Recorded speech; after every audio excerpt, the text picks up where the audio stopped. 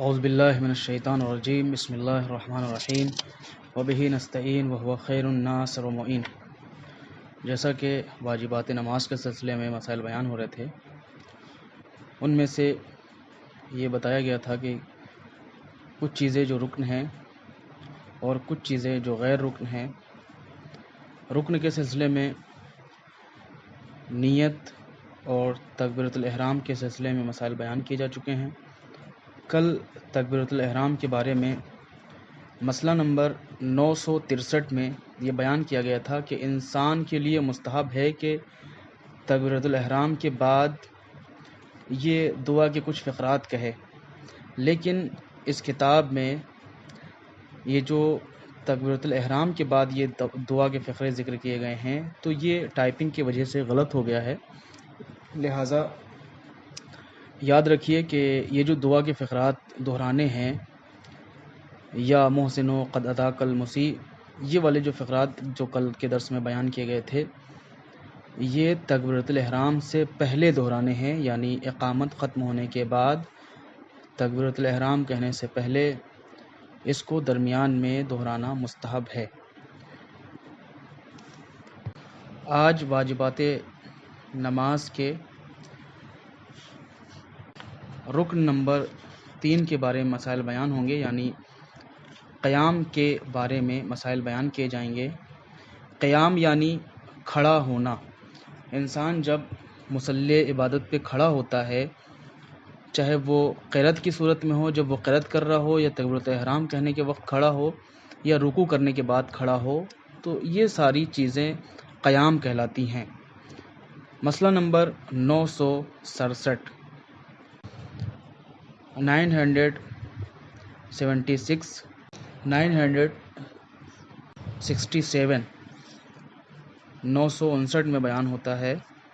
967 میں بیان ہوتا ہے کہ تکبیرۃ احرام کہنے کے موقع پر قیام اور رکوع سے پہلے والا قیام متصل برکوع رکن ہے، لیکن الحمد اور سورہ پڑھنے کے موقع پر قیام اور رکوع کے بعد قیام رکن نہیں ہے، اور اگر کوئی شخص اسے بھول چوک کی وجہ سے ترک کر دے تو اس کی نماز صحیح ہے۔ اس مسئلے میں کہنا یہ چاہتے ہیں کہ رکوع سے پہلے والا ایک قیام ہے اور رکوع کے بعد والا ایک قیام ہے، ان دونوں قیام میں سے کون سا رکن ہے اور کون سا غیر رکن ہے، اس کے بارے میں بیان کرتے ہیں۔ جو قیام رکوع سے پہلے والا قیام ہے وہ رکن ہے، اگر کوئی شخص اسے بھولے سے چھوڑ دے یا جان بوجھ کے چھوڑ دے تو دونوں صورتوں میں نماز باطل ہے،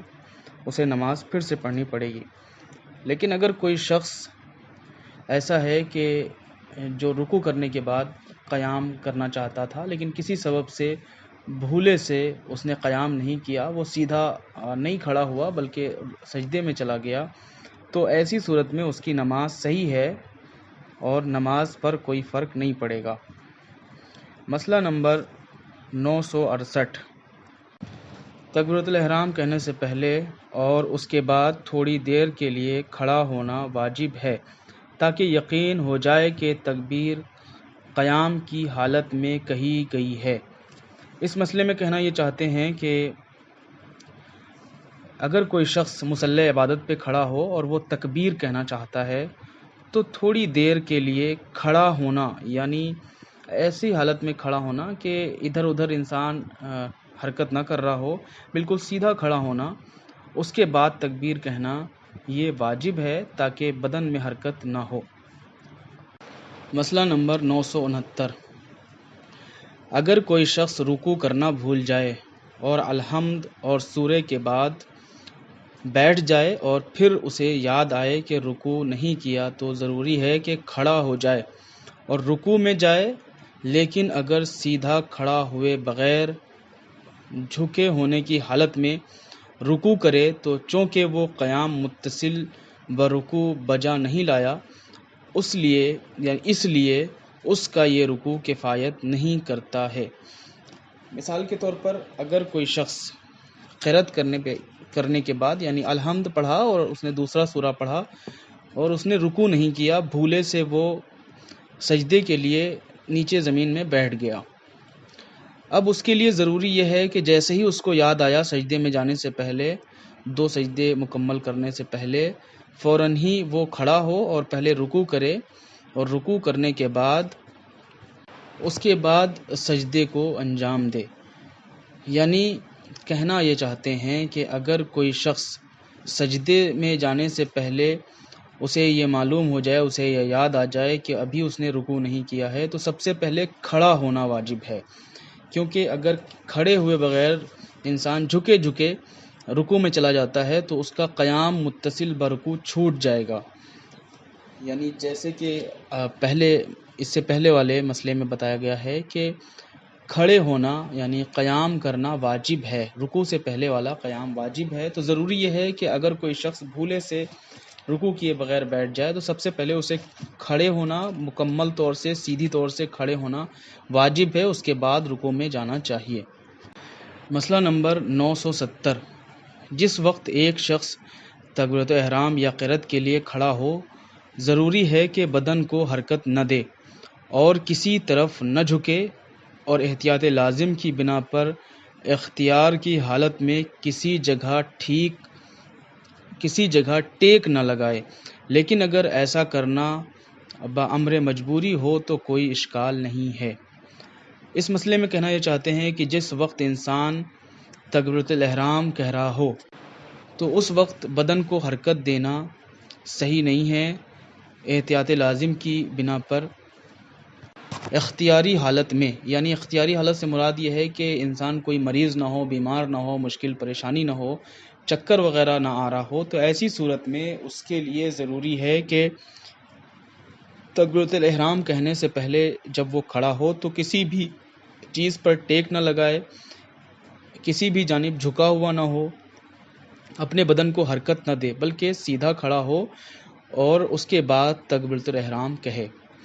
تکبیرۃ الاحرام کہنے کے لیے ضروری یہی ہے کہ بدن کو حرکت نہ دی جائے، کسی چیز کے اوپر ٹیک نہ لگائی جائے، اور کسی جانب جھکا یا کسی بھی جانب ٹیڑھا نہ ہو۔ مسئلہ نمبر 971،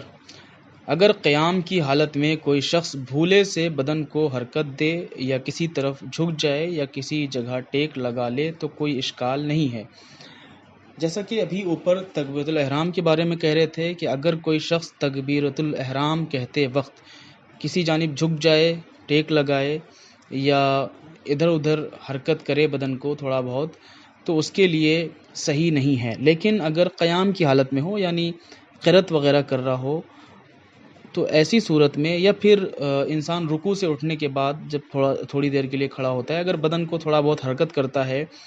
یا پھر کسی چیز سے انجانے میں ٹیک لگا لیتا ہے، تو ایسی صورت میں اس کی نماز صحیح ہے، کوئی اشکال نہیں ہے۔ مسئلہ نمبر 972، احتیاط واجب یہ ہے کہ قیام کے وقت انسان کے دونوں پاؤں زمین پر ہوں، لیکن یہ ضروری نہیں ہے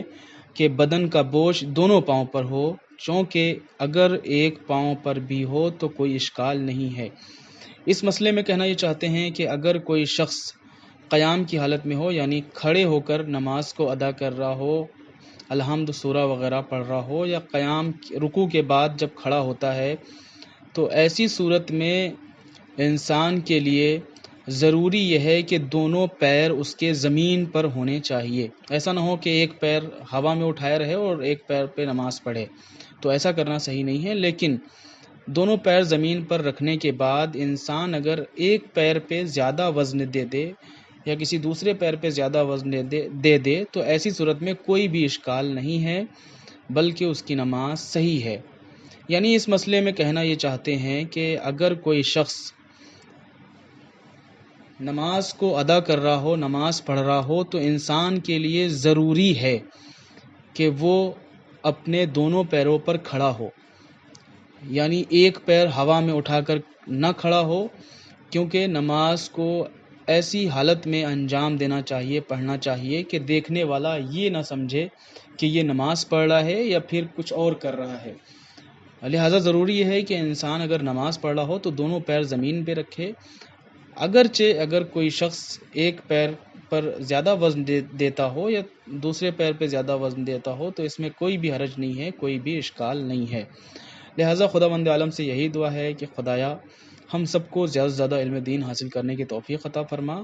اور اس پر عمل کرنے کی بھی توفیق عطا فرما۔ وآخر الدعوانا ان الحمد للہ رب العالمین۔